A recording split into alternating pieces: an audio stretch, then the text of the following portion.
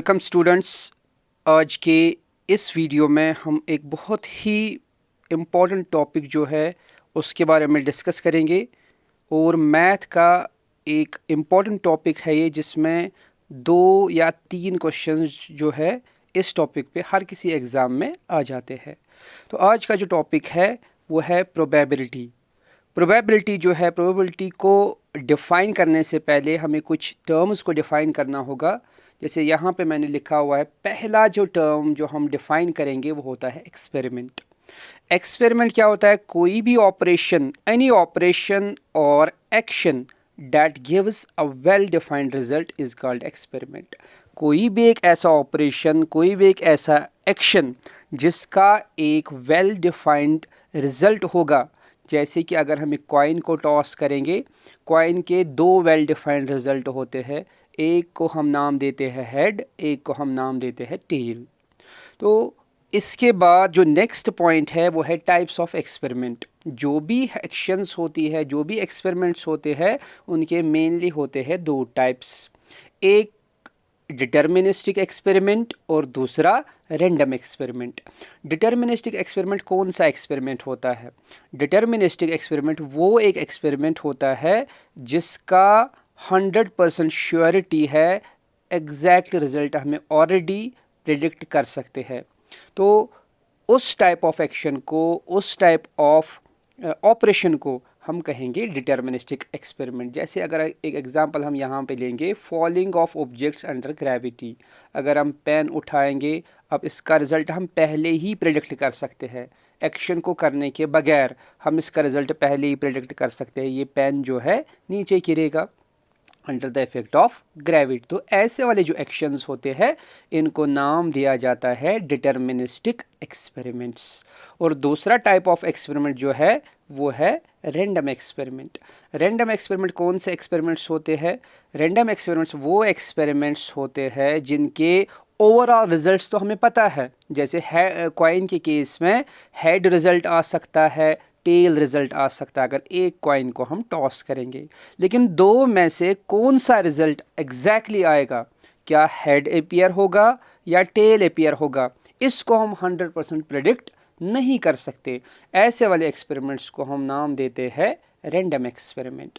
और probability theory जो है, प्रोबेबिलिटी जो है, ये इन्हीं रैंडम एक्सपेरिमेंट्स का स्टडी होता है। और प्रोबेबिलिटी से हम करते ही क्या है, एक्चुअल में इसी रैंडमनेस का हम निकालते हैं वैल्यू, और इसको बोला जाता है मेजरमेंट ऑफ रैंडमनेस और मेजरमेंट ऑफ चांस। तो इन शॉर्ट अगर प्रोबेबिलिटी की डेफिनेशन की बात हम करेंगे, प्रोबेबिलिटी जो है ये एक ऐसा फील्ड ऑफ मैथमेटिक्स है जिसमें हम स्टडी करते हैं रैंडम एक्सपेरिमेंट्स के बारे में। जैसे बादल है आसमान पे, तो बारिश होगी नहीं होगी, तो दिस टाइप ऑफ एक्सपेरिमेंट जो है ये रैंडम एक्सपेरिमेंट कहलाता है। इसी तरह से कॉइन को अगर हम टॉस करेंगे, हेड आ सकता है, टेल आ सकता है, तो 100% हम पहले ही प्रिडिक्ट नहीं कर सकते क्या हेड आएगा कि टेल आएगा। तो ऐसे वाले एक्सपेरिमेंट्स को हम कहते हैं रैंडम एक्सपेरिमेंट्स। इसी तरह से अगर एक डाई को हम थ्रो करेंगे, उसमें रिजल्ट्स क्या क्या होते हैं, 1 2 3 4 5 6, तो पहले ही हम प्रिडिक्ट नहीं कर सकते कौन सा रिजल्ट आने वाला है। तो ऐसे वाली सारी एक्सपेरिमेंट्स जो है, these experiments are known as random experiments. और रैंडम एक्सपेरिमेंट्स का जो स्टडी होता है मैथमेटिक्स में, उस ब्रांच ऑफ मैथमेटिक्स को बोला जाता है प्रोबेबिलिटी। अब प्रोबेबिलिटी को स्टार्ट करने से पहले कुछ बेसिक जो टर्मिनोलॉजी है उनके बारे में डिस्कस करना ज़रूरी है। पहला ही इम्पॉर्टेंट चीज़ जो इसमें है, दैट इज़ आउटकम।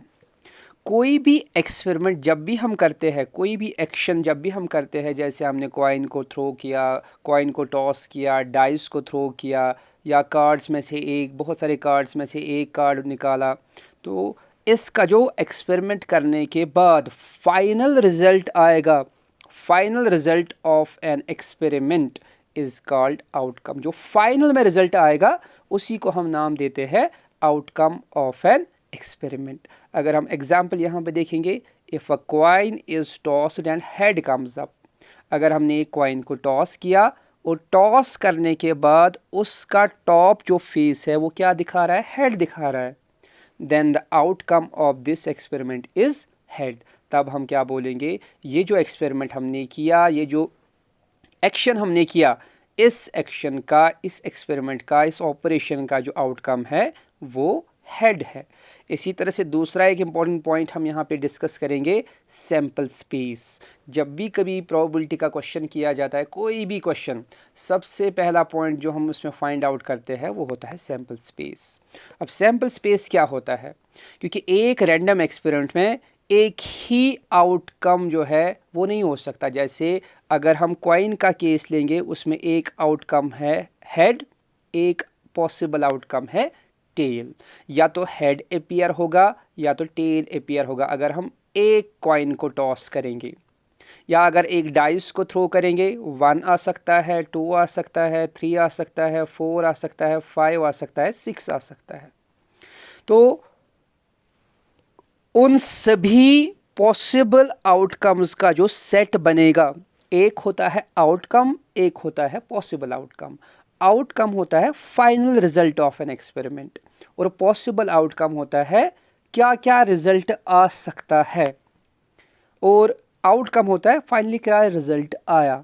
तो उन सभी पॉसिबल आउटकम्स का, उन सभी रिजल्ट्स का, उन सभी पॉसिबल रिजल्ट्स का जो सेट बनेगा, ग्रुप बनेगा, उसी को नाम दिया जाता है सैम्पल स्पेस। फॉर एग्जांपल अगर हम एक कॉइन को टॉस करेंगे, उसका सैम्पल स्पेस क्या बनेगा, क्या क्या आउटकम उसमें आ सकते हैं, उसमें हेड आ सकता है या टेल आ सकता है। तो इन दोनों मेंबर्स का जो ग्रुप बनेगा that is known as sample space. Sample space को एस से डिनोट किया जाता है। इसी तरह से अगर हम दो कॉइन्स टॉस करेंगे, पहली कॉइन पे हेड आ सकता है, दूसरे कॉइन पे टेल, या पहली ही कॉइन पे हेड आएगा और दूसरे कॉइन पे हेड आएगा। तीसरे केस में क्या आ सकता है, दोनों कॉइन्स पे आ सकता है टेल। फोर्थ केस में क्या होगा, दोनों कॉइन्स पे क्या आएगा, हेड आ सकता है। तो जब हम दो कॉइन्स को टॉस करेंगे, नंबर ऑफ पॉसिबल आउटकम्स कितने आ जाते हैं, 4 आ जाते हैं। लेकिन जब हम एक कॉइन को टॉस करेंगे, नंबर ऑफ पॉसिबल आउटकम्स क्या आएंगे, 2 आएंगे। इसी तरह से अगर हम 3 कॉइन्स को टॉस करेंगे, नंबर ऑफ पॉसिबल आउटकम्स जो है वो 8 के बराबर आता है। और इसी तरह से अगर एक दूसरा डिवाइस हम लेंगे, थ्रोइंग अ डाई, डाई अगर हम थ्रो करेंगे, अब आप सबको पता है डाई क्या होता है, जो लूडो गेम के लिए वो जो क्यूब यूज़ होता है उसी को बोलते हैं डाई। इस डाइस में 6 फेसेस होते हैं और उसमें डॉट्स लगे होते हैं। एक फेस पे एक डॉट, दूसरे फेस पे 2 डॉट्स, इस तरह से 3 डॉट्स, 4 डॉट्स, 5 डॉट्स और 6 डॉट्स। उनको यहाँ पे रिप्रेजेंट किया जाता है 1 2 3 4 5 6 से। लेकिन एक्चुअल में ये क्या होते हैं, नंबर ऑफ डॉट्स होते हैं। सैंपल स्पेस के हर एक पॉइंट को, चाहे वो हेड हो, टेल हो, हेड टेल हो, टेल टेल हो, हेड हेड हो, 1 2 3 4 5 6 हो, सैंपल स्पेस के हर एक मेंबर को नाम दिया जाता है सैंपल पॉइंट। सैंपल स्पेस के हर एक मेंबर को नाम दिया जाता है सैंपल पॉइंट। नेक्स्ट जो इंपॉर्टेंट टर्म जो इसमें हम देखेंगे वो होता है इवेंट। इवेंट क्या होता है, any subset of sample space is called event. जो मैथमेटिक्स स्टूडेंट्स होंगे उनने ऑलरेडी सबसेट के बारे में पढ़ा होगा। जो आगे वीडियोस की सीरीज़ बनेगी उसमें हम सबसेट्स पढ़ेंगे जब हम सेट थ्योरी को डिस्कस करेंगे। तो फ़िलहाल के लिए जो नॉन मैथमेटिक्स स्टूडेंट्स हैं उनके लिए अगर आप ऐसे याद रखोगे, the outcome of our choice is called event. जिस चीज़ के बारे में क्वेश्चन में पूछा गया है, फॉर एग्ज़ाम्पल अगर हेड के बारे में पूछा गया है तो हेड बनेगा यहाँ पे इवेंट। अगर टेल के बारे में पूछा है तो टेल बनेगा यहाँ पे इवेंट। इसी को हम बोलते हैं आउटकम ऑफ आवर चॉइस। जिस भी आउटकम के बारे में क्वेश्चन आपसे पूछ रहा है उसी को हम यहाँ पे सिंपल टर्म्स में बोल सकते हैं इवेंट। लेकिन एक्चुअल जो इसकी डेफिनेशन है वो है सबसेट ऑफ सैंपल स्पेस। अब इसके बाद नेक्स्ट में क्या आएगा, टाइप्स ऑफ इवेंट्स आएंगे। बहुत सारे टाइप्स ऑफ इवेंट्स होते हैं, जैसे कि पहला ही टाइप ऑफ इवेंट जो है वो है एलिमेंट्री इवेंट। एलिमेंट्री इवेंट्स कौन से होते हैं? ये वो इवेंट्स होते हैं जिनमें सिर्फ और सिर्फ एक सैम्पल पॉइंट इन्वॉल्व होगा, इंक्लूड होगा। फॉर एग्जांपल, अगर हम एक कॉइन को टॉस करेंगे, total number of sample points क्या होते हैं? हेड और टेल, दो सैम्पल पॉइंट्स है। अगर हेड की बात की जाएगी, head is a simple event और एलिमेंट्री इवेंट। अगर सिर्फ टेल की बात की जाएगी, कितने टेल इस सैम्पल स्पेस में है? एक ही टेल है, तो टेल को माना जाएगा एज एलिमेंट्री इवेंट। नेक्स्ट जो टाइप ऑफ इवेंट है वो होता है compound event. Compound event, the event which includes more than one sample points is called compound event. वो सारे इवेंट्स जिनमें एक से ज़्यादा सैम्पल पॉइंट्स जो है वो इन्वॉल्व हो जाएंगे। एग्जाम्पल से इसको समझेंगे। थ्रोइंग ऑफ अ डाई, अगर एक डाई को हम थ्रो करेंगे, सैम्पल स्पेस क्या बनेगा? सैम्पल स्पेस आप सबको पता है, ये बनेगा 1 2 3 4 5 6। अगर हम इवेंट मानेंगे, ई कोई इवेंट है जो किस को रिप्रेजेंट करता है? इवन नंबर को रिप्रेजेंट करता है। अगर हम ऊपर सैम्पल स्पेस में चेक करेंगे, how many even numbers are there? 2 even number है, 4 इवन नंबर है, 6 इवन नंबर है, तो 3 इवन नंबर्स है। तो इस इवेंट के फेवर में, इवन नंबर इवेंट के फेवर में कितने मेंबर्स है सैम्पल स्पेस के? 3 है, मींस एक से ज़्यादा है। तो इवन नंबर्स का जो केस बनेगा ये होगा कंपाउंड इवेंट। तो इसी तरह से अगर ऑड नंबर्स की बात की जाएगी, वो भी बनेगा कंपाउंड इवेंट। अगर नंबर ग्रेटर देन 2 बनेगा, उसमें 3 4 5 6 आएगा, वो भी बनेगा कंपाउंड इवेंट। नेक्स्ट जो टाइप ऑफ इवेंट्स है, those are known as mutually exclusive events. ये कौन से इवेंट्स होते हैं? Events are said to be mutually exclusive events if happening of one restricts the happening of other events। अगर events ऐसे होंगे जिसमें एक इवेंट का होना बाकी इवेंट्स को होने को रोक देगा, रेस्ट्रिक्ट करेगा, तब उन वाले इवेंट्स को कहा जाता है म्यूचुअली एक्सक्लूसिव इवेंट्स। एग्जाम्पल से समझेंगे, टॉसिंग ऑफ अ कॉइन। अब ऑलरेडी आपको पता है, जब भी हम एक कॉइन को टॉस करेंगे, हमारा जो सैम्पल स्पेस होगा वो होगा हेड कामा टी, हेड कामा टेल। अगर हेड जो है, इफ हेड ऑकर्स, अगर हेड आएगा एक्सपेरिमेंट करने के बाद, टॉस करने के बाद, तब ये डेफिनेटली पता है टेल को वो नहीं आने देगा। तब हम कहते हैं head and tail are mutually exclusive, क्योंकि हेड का आना टेल के आने को रेस्ट्रिक्ट करता है, या इसके कन्वर्स में अगर टेल आएगा वो हेड को नहीं आने देगा। दैट मीन्स टेल का आना हेड के आने को रेस्ट्रिक्ट करता है। सो वो इवेंट्स जिनमें एक का होना बाकी सब के होने को रेस्ट्रिक्ट करेगा, those events are known as mutually exclusive events. Next जो टाइप ऑफ इवेंट हमारे पास है वो है इक्वली लाइकली इवेंट्स। अब इक्वली लाइकली इवेंट्स कौन से होते हैं? ये होते हैं वो इवेंट्स जिनके होने के चांसेस जो है बराबर बराबर के होते हैं। फॉर एग्जांपल, अगर हम क्या करेंगे, एक कॉइन को टॉस करेंगे, तो जितना चांस हेड के आने का है उतना ही चांस टेल का भी आने का है। तो अगर हम एक डाई को थ्रो करेंगे, जितना चांस 1 के आने का है, जितना चांस 2 के आने का है, जितना चांस 3 के आने का है, जितना चांस 4 5 और 6 का है, सभी नंबर्स का आने का चांस जो है वो इक्वल है। तो ऐसे वाले टाइप ऑफ इवेंट्स को हम कहते हैं इक्वली लाइकली इवेंट्स। नेक्स्ट जो हमारे पास है वो है मेन प्रोबेबिलिटी की डेफिनेशन, थ्योरेटिकल प्रोबेबिलिटी की फॉर्मूला हमारे पास ये है, probability of any event is equal to number of sample points in favor of event divided by total number of sample points। अब इवेंट ऑलरेडी हमें पता है, जिस भी चीज़ के बारे में क्वेश्चन में हमसे पूछा गया है हम उसी को मानते हैं as event. Subset of sample space. अब इसके फेवर में सैम्पल स्पेस में कितने सैम्पल पॉइंट्स है वो हमें चेक करना होता है, और total number of sample points कितने हैं वो भी हमें चेक करना होता है। अगर इसी फॉर्मूला को हम शॉर्ट फॉर्म में लिखेंगे तो ऐसे लिखा जाता है शॉर्ट फॉर्म में, probability of event E means probability of E कुछ भी हो सकता है, it depends on the question.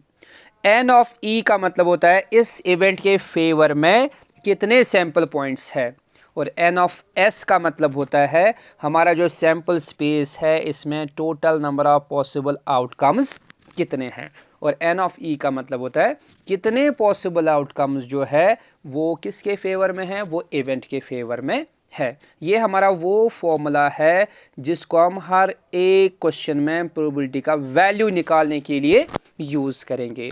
अब इसी फॉर्मूला पे बेस्ड जो है कुछ रिजल्ट्स यहाँ पे लिखे हैं, रिजल्ट्स बेस्ड ऑन प्रोबेबिलिटी। पहला रिजल्ट जो है प्रोबेबिलिटी ऑफ सैम्पल स्पेस।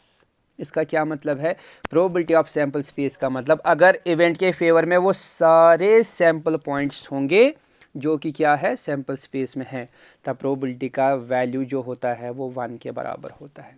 इसको एग्जांपल से समझेंगे।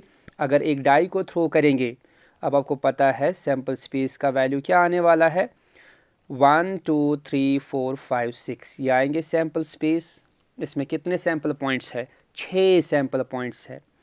इवेंट अगर हम मानेंगे कोई इवेंट ई है जिसमें आपको क्या चाहिए, नंबर लेस देन 6 चाहिए। आपको रिजल्ट में क्या आना चाहिए, नंबर लेस देन 6। इसको कंपेयर करो सैम्पल स्पेस के साथ, वो नंबर्स आपको ढूंढने हैं जो 7 से छोटे हैं।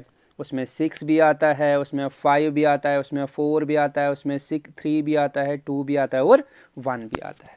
डैट मीन्स सैम्पल स्पेस के सारे पॉइंट्स आपके इस इवेंट के फेवर में है।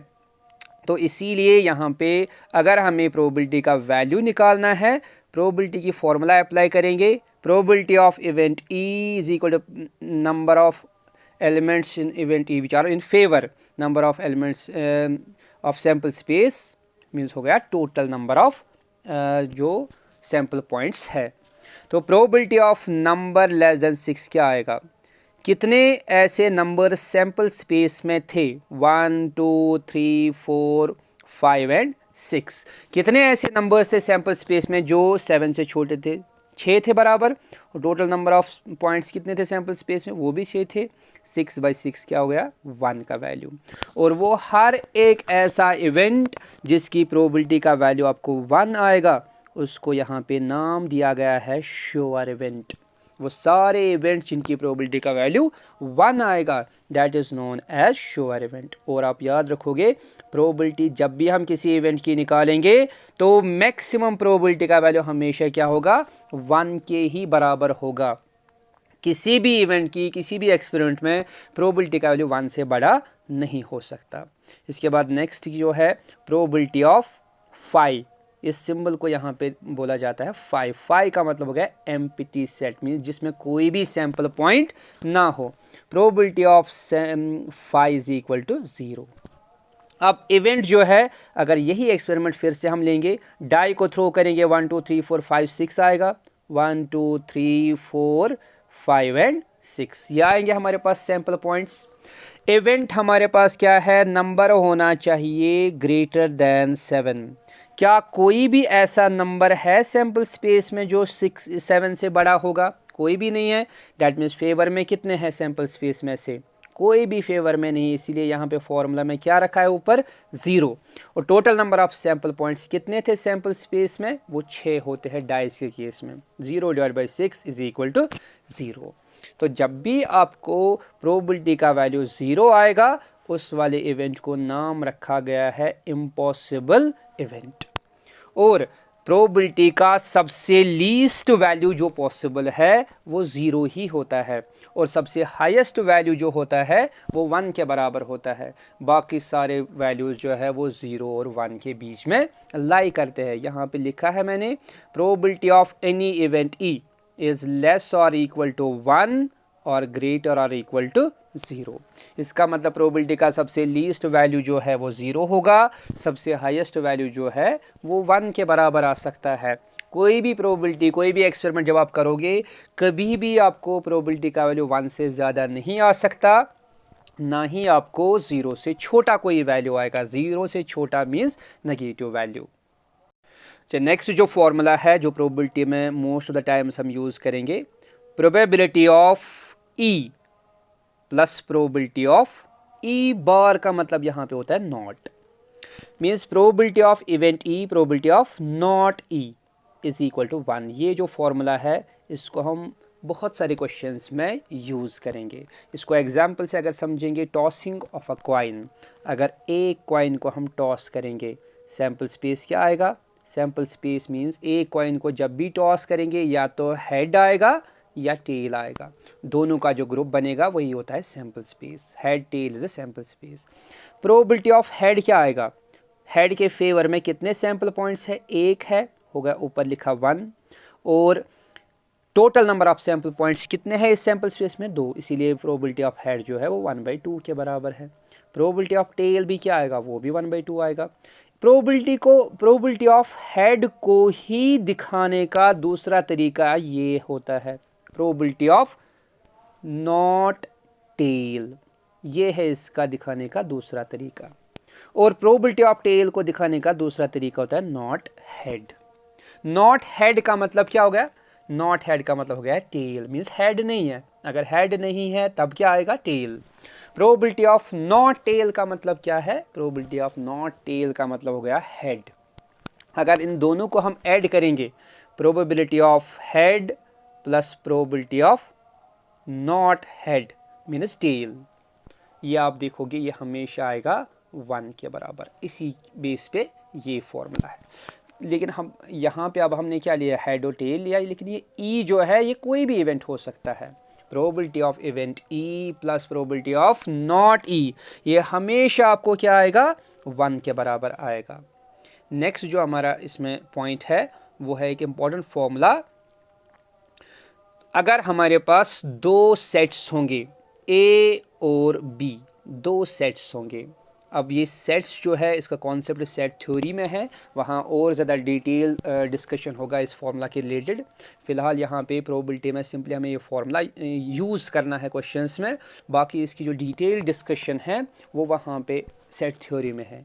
Probability of A union B, ये होता है बराबर probability of A plus probability of B minus probability of A intersection B. अब वो कुछ टर्म्स यहाँ पे है जिस पे most of the times questions आ जाते हैं। मोस्ट ऑफ द टाइम्स आप देखोगे क्वेश्चंस किस पे आ जाते हैं? कार्ड्स पे आ जाते हैं, कॉइन्स के केस में आ जाते हैं, या डाई के केस में क्वेश्चंस आ जाते हैं। तो पहला जो यहाँ पे हम डिस्कशन लेंगे वो कार्ड्स का कॉम्बिनेशन लेंगे। कार्ड्स में कौन कौन से टाइप होते हैं? अगर कार्ड्स की बात की जाए, जो एक पैक ऑफ कार्ड्स होता है या जो एक डेक ऑफ कार्ड्स होता है, उसमें टोटल नंबर ऑफ कार्ड जो है वो होते हैं 52। ये पॉइंट्स आपको याद रखने हैं। टोटल नंबर ऑफ कार्ड्स एक पैक में कितने होते हैं? 52 कार्ड्स होते हैं यूजेबल कार्ड्स, प्लस उसमें एक एक्स्ट्रा या दो कार्ड्स एक्स्ट्रा होते हैं नेम्ड एज जोकर्स। लेकिन जो प्लेइंग कार्ड्स होते हैं जिनसे गेम को खेला जाता है वो होते हैं 52। 52 में से आप देखोगे यूनिवर्सली जो है 26 कार्ड्स ऐसे होते हैं जो ब्लैक कलर के होते हैं, और 26 कार्ड्स ऐसे होते हैं जो रेड कलर के होते हैं। इन 26 कार्ड्स को फर्दर जो है दो ग्रुप्स में और क्लासिफाई किया गया है। 26 ब्लैक कार्ड्स को क्लासिफाई किया गया है क्लब कार्ड्स में और स्पेड कार्ड्स में। 13 कार्ड्स होते हैं जिन पे ये वाला डायग्राम बना के होगा, ये वाला सिंबल बना के होगा, नोन एज क्लब्स। 13 कार्ड्स ऐसे होते हैं जिन पे ये लीफ लाइक स्ट्रक्चर होता है जिसको बोला जाता है स्पेड। 13 कार्ड्स ऐसे होते हैं एक पैक में। इसी पैक में आप देखोगे 13 कार्ड्स रेड कलर के होंगे, और उन पे ये जैसे मैंने यहाँ पे रेड वाला सिंबल बनाया है यही सिंबल बना के होगा। इन कार्ड्स को बोला जाता है डायमंड कार्ड्स। और 13 कार्ड्स ऐसे होंगे जिन पे ये हार्ट का सिंबल बना होगा, नोन एज हार्ट कार्ड्स। तो 13 कार्ड्स क्लब्स के होते हैं, 13 कार्ड्स स्पेड के होते हैं, 13 कार्ड डायमंड के होते हैं, और 13 कार्ड हार्ट्स के होते हैं। अब ये 13 कार्ड कॉम्बिनेशन, इनका अलग अलग नाम होता है। इन 13 कार्ड्स का अलग अलग नाम होता है। 13 कार्ड्स हर किसी ग्रुप में कौन कौन से होते हैं? 13 कार्ड्स। पहला कार्ड, कार्ड नंबर 1 एस, उस पर ए लिखा होता है। ये चारों में एक एक होता है, जैसे डायमंड का एस, स्पेड का एस, क्लब का एस, और इसी तरह से स्पेड्स का एस या हार्ट्स का एस। तो हर एक कार्ड जो है, चाहे वो एस कार्ड हो, किंग हो, क्वीन हो, जैक हो, ये 4 बार रिपीट हो जाता है। तो टोटल नंबर ऑफ एसेस कितने होंगे अगर आपसे पूछा जाएगा? 4 एसेस होंगे एक पैक में। इसी तरह किंग भी कितने होंगे? 4 किंग होंगे एक पैक में। इसी तरह क्वीन कितने होंगी? क्वीन भी होंगी 4। इस तरह जैक कितने होंगे? जैक भी होंगे 4। जो इनमें से किंग, क्वीन और जैक कार्ड्स है, इनका एक दूसरा नाम भी दिया जाता है, known as face cards. Total number of face cards एक पैक में कितने हो सकते हैं? अब आपको पता है हर एक कार्ड जो है 4 बार रिपीट होता है। किंग भी 4 होते हैं, क्वीन भी 4 होते हैं, जैक भी 4 होते हैं। 4 + 4 + 4 total number of face cards कितने होते हैं? 12 होते हैं। तो ये तो हो गए फेस कार्ड्स और एस की बात। प्लस इन एडिशन में यहाँ पे कुछ और कार्ड्स भी होते हैं जिनको नाम दिया जाता है नंबर कार्ड्स। क्यों? क्योंकि इन पे नंबर लिखा होता है। 10 होता है, 9 होता है, 8, 7, 6, 5, 4, 3 एंड 2। तो इन सभी कार्ड्स को नाम दिया जाता है नंबर कार्ड्स। इनमें से भी हर एक कार्ड जो है वो 4 बार रिपीट हो जाता है। इस कॉम्बिनेशन को आपको अच्छी तरह से याद रखना है। ये था कार्ड्स के रिलेटेड। अब नेक्स्ट जो है वो होता है कॉइन के रिलेटेड। अगर हम एक कॉइन को टॉस करेंगे, अगर हम 2 कॉइन्स को टॉस करेंगे, अगर हम 10 कॉइन्स को टॉस करेंगे, क्या क्या पॉसिबिलिटीज़ रिजल्ट में आ सकती है? तो पहला केस मैंने यहाँ पे लिया है एक कॉइन का। अगर हम एक कॉइन को टॉस करेंगे, ये आप सबको पता है, या तो हेड आएगा या टेल आएगा। तो सैम्पल स्पेस क्या बनेगा? इन दोनों पॉसिबल आउटकम्स का सेट। इसमें आएगा हेड और टेल। लेकिन क्या होगा अगर 2 कॉइन्स को टॉस करेंगे? 2 कॉइन्स को टॉस करेंगे, ऐसे इनका निकालने का तरीका। ये जो डायग्राम है, this is known as tree diagram. ये कॉम्बिनेशंस निकालने का एक तरीका होता है। तो इसको आप अच्छी तरह से नोट डाउन करोगे और अच्छी तरह से लिखोगे। 4 कॉम्बिनेशंस बन जाती है 2 कॉइन्स के केस में, head head, head tail, tail head and tail tail. इसी तरह से जब 3 कॉइन्स को टॉस किया जाएगा तो 8 कॉम्बिनेशंस बनेंगी। 4 कॉइन्स को टॉस किया जाएगा तो 16 कॉम्बिनेशंस बनेगी। 5 कॉइन्स को टॉस किया जाएगा तो 32 कॉम्बिनेशंस बनेंगी। 6 कॉइन्स को टॉस किया जाएगा तो 64 कॉम्बिनेशंस बनेंगी। अब टोटल नंबर ऑफ कॉम्बिनेशंस कितनी बनेगी जब हम कॉइन्स को टॉस करेंगे? उसके लिए सिंपल सा एक फॉर्मूला ये है, 2 raised power n। क्योंकि एक कॉइन के होते हैं 2 डिफाइंड फेसेस, और 2 का मतलब यहाँ पे नंबर ऑफ फेसेस है और n का मतलब है नंबर ऑफ कॉइन्स। अगर आप n की जगह सब्स्टिट्यूट करोगे 1, इसका मतलब आपने एक कॉइन को टॉस किया। अगर आप n की जगह सब्स्टिट्यूट करोगे 2, इसका मतलब आपने 2 कॉइन्स को टॉस किया।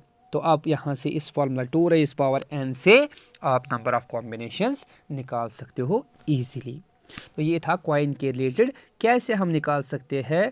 अगर हमने 10 कॉइन्स टॉस की, कैसे हम total number of possible outcomes निकाल सकते हैं, मीन्स सैम्पल स्पेस निकाल सकते हैं। इसी तरह से आगे जो है वो डाई, या इसका प्लूरल होता है डाइस। अगर एक से ज़्यादा डाई हो, अगर इनको थ्रो किया जाएगा, कितनी नंबर ऑफ कॉम्बिनेशंस यहाँ पे बनेगी? अब ऑलरेडी आपको पता है एक डाई का यूज़ तो आप सबने किया होगा गेम्स में। एक डाई जो है अगर उसको थ्रो किया जाएगा तो टॉप फेस जो है या तो 1 दिखाएगा, 2 दिखाएगा, 3 दिखाएगा, 4 दिखाएगा, 5 दिखाएगा, 6 दिखाएगा। ये है उसके लिए sample space, total number of possible outcomes. लेकिन अगर 2 डाइस को थ्रो किया जाएगा एक साथ, 2 डाइस को जब थ्रो किया जाता है तो हमारे पास टोटल नंबर ऑफ कॉम्बिनेशंस जो है वो बन जाती है 36। वो 36 कॉम्बिनेशंस क्या है यहाँ पे लिखी हुई है मैंने, इसको आप अच्छे से नोट डाउन करोगे।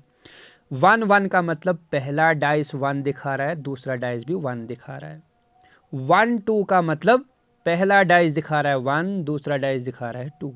1 3 का मतलब पहले डाइस पे 1 है, दूसरे डाइस पे 3 है। इसी तरह से आगे आप देखो कॉम्बिनेशंस ऐसे ऐसे ऐसे बनेंगे। जो लास्ट वाला कॉम्बिनेशन होगा वो बनेगा 6, इसको आप अच्छी तरह से नोट करोगे क्योंकि इस पे बहुत सारे MCQ टाइप क्वेश्चंस को हम नेक्स्ट वाले क्लासेस में सॉल्व करने वाले हैं इस एक सैम्पल स्पेस पे। जब 2 कॉइन्स का केस होगा, क्या होगा अगर 3 डाइस को थ्रो किया जाएगा, उसके लिए भी फॉर्मूला है। ये है उसके लिए सिंपल सा फॉर्मूला 6 रेज पावर n।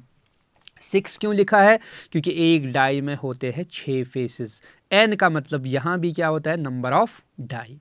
अगर आप n की जगह 1 लिखोगे 6 रेज पावर 1 आएगा, जैसे कि मैंने यहाँ पे लिखा हुआ है। तो 6 कॉम्बिनेशंस बनेंगी 1 2 3 4 5 6, वो ये है एक डाइस।